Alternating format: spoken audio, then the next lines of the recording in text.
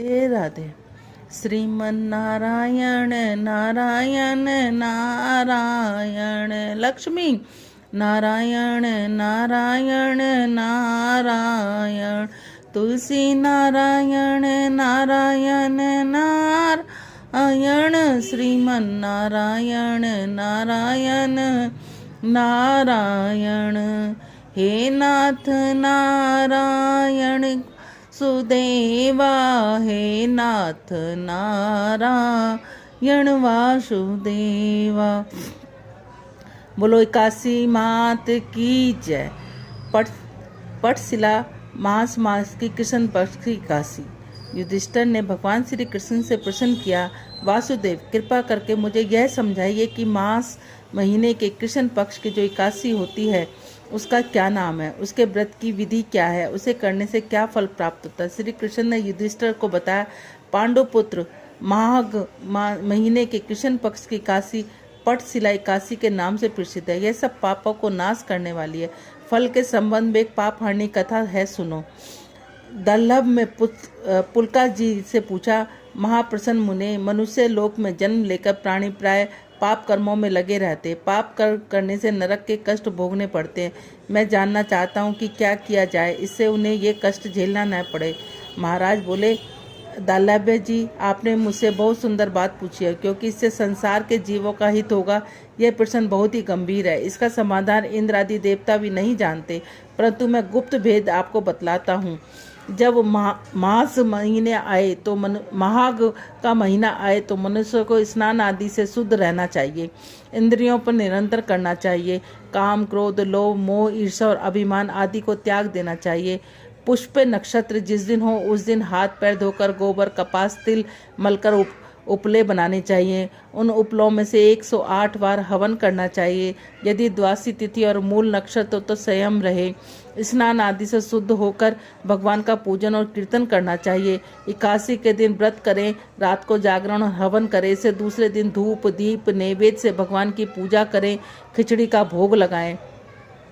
उस दिन कृष्ण भगवान का पूजन करना चाहिए। उन्हें पेठा नारियल सीताफल और सुपारी अर्पित कर अर्घ देना चाहिए। फिर उनकी स्तुति करनी चाहिए। हे सच्चिदानंद स्वरूप श्री कृष्ण, आप बड़े दयालु हैं, हमें कोई सहारा देने वाला नहीं, कृपया हमें सहारा दीजिए। हे पुरुषोत्तम, हम संसार सागर में डूबे जा रहे हैं, प्रसन्न होकर हमारा उद्धार कीजिए। हे कमल जैसे नेत्रों वाले भगवान, हम आपको नमस्कार करते हैं। विश्व भावन आपको नमस्कार है। हे महापुरुष, सबके पूर्वज, आप लक्ष्मी जी सहित मेरे द्वारा किए गए अर्घ को स्वीकार करें।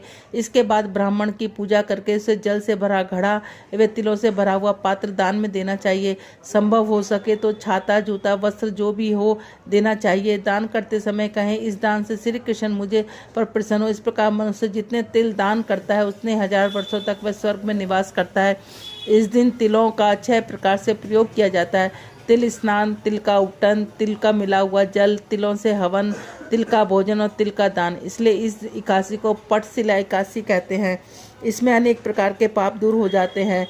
एक बार देवऋषि नारद ने भगवान से प्रणाम करके पूछा, भगवान, पटशिला एकादशी का क्या पुण्य होता है, उससे संबंधित कथा कौन सी है? श्री कृष्ण बोले, नारद, मैं तुम्हें आंखों देखी एक सत्य घटना बताता हूँ। पुराने समय की बात है। मृत्यु लोक में एक ब्राह्मणी रहती थी। वह सदा व्रत किया करती थी।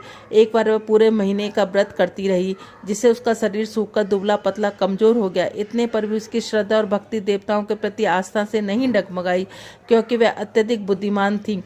अतः मैंने सोचा, इस ब्राह्मणी के व्रतों द्वारा इसका शरीर शुद्ध कर लिया है, अब वह स्वर्ग लोक में चली जाएगी। परंतु इसने कभी अन्नदान नहीं किया, इस कारण इसकी तृप्ति नहीं हो पाएगी। यह सोचकर मैं मृत्यु लोक में गया। वहाँ ब्राह्मणी के द्वार पर पहुँच गया।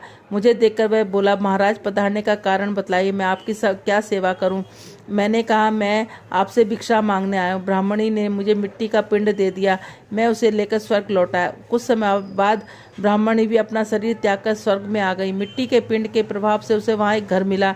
घर में आम का पेड़ लगा हुआ था, पर इस आम के वृक्ष पर सिवाय उस घर में अन्य कोई वस्तु नहीं थी। ब्राह्मणी घबराकर मेरे पास आई। उसने कहा, भगवान, मैंने अनेक प्रकार के व्रत आदि आपकी पूजा की, फिर भी मेरे घर में कोई वस्तु नहीं, ऐसा क्यों? मैंने उसे आश्वासन देते हुए कहा, तुमने अपने घर जाओ, सब देवताओं की स्त्री तुम्हें देखने आएंगी, तब तुम उसमें पटशिला एकादशी का पुण्य और उसकी विधि सुनने की प्रार्थना करना। जब वह यह सब सुने तो घर का द्वार खोलना। जब तक वह ना सुना दे तब तक घर का द्वार, तभी जब वह सब कुछ सुना दे तभी अपने घर का द्वार खोलना। ब्राह्मणी अपने घर लौट आई। जब देवताओं की स्त्रियों ने आकर द्वार खोलने के लिए कहने लगी तो ब्राह्मणी का, यदि आप मुझे देखने आई हैं तो मुझे पटशिला एकादशी का मातम सुनाइए।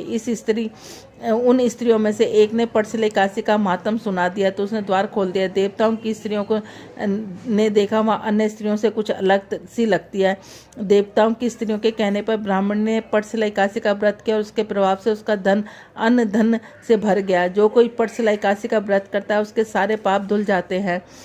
बोलो पटशिला एकादशी की जय। श्रीमन नारायण नारायण नारायण, लक्ष्मी नारायण नारायण नारायण, तुलसी नारायण नारायण नारायण, श्रीमन नारायण नारायण नारायण। हे नाथ नारायण वासुदेवा, हे नाथ नारायण वासुदेवा। इस दिन भगवान श्री कृष्ण की पूजा करनी चाहिए। पेठा, नारियल, सीताफल और सुपारी से पूजा करनी चाहिए। उसी के हिसाब से पेठा और नारियल की बर्फ़ी या उसका आहार लेना चाहिए। और हमें इस दिन तिल को अपने जल में डालकर जरूर और गंगा जल डालकर जरूर स्नान करना चाहिए। और तिल को ही भूनकर या हमें तिलकुट बनाकर या तिल की पट्टी खाकर उसका सेवन जरूर करना चाहिए। तिलों के दान से ही महादान कहा जाता है। बोलो राधे राधे। और अगले दिन द्वादशी के दिन इसमें